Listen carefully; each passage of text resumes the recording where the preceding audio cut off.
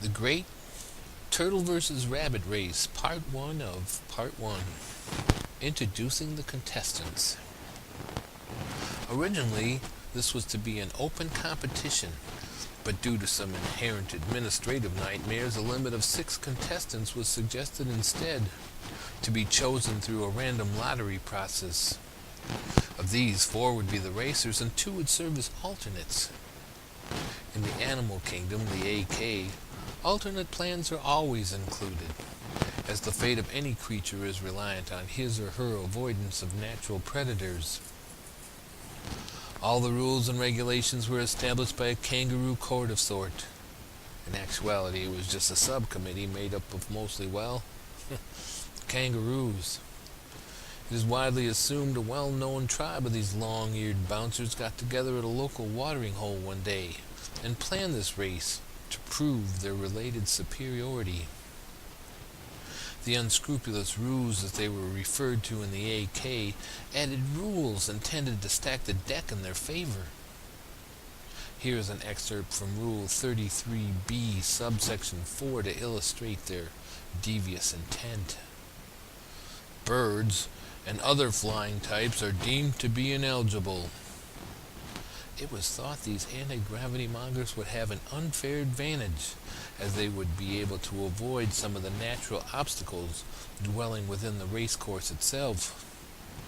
And there was a similar clause that refused the entire underwater caste, those reliant on gills and other breathing oddities.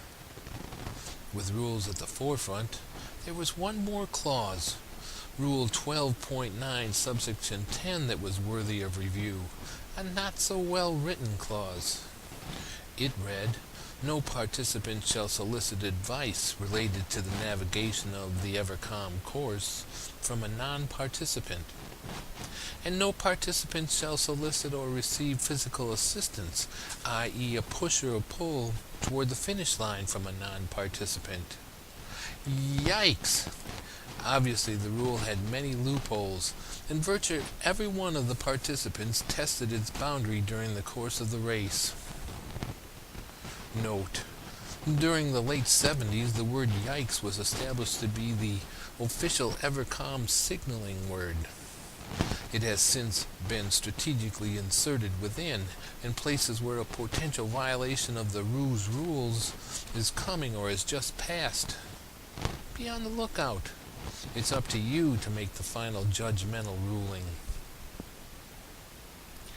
All the eligible entry forms were placed systematically into an officially marked racing derby hat, and thank goodness for those exclusionary clauses. Imagine the stream of applications that came flying in from the random mosquito and gnat gangs, and all the seagulls and pigeons dropping in their entries, and the countless sparrows and finches all wanting in. Imagine, too, floating in from below the surface came inquiries from guppy groups, the large and small-mouthed bass sect, and even the overpopulated perch and panfish crowds. The selected hat simply could not hold the load.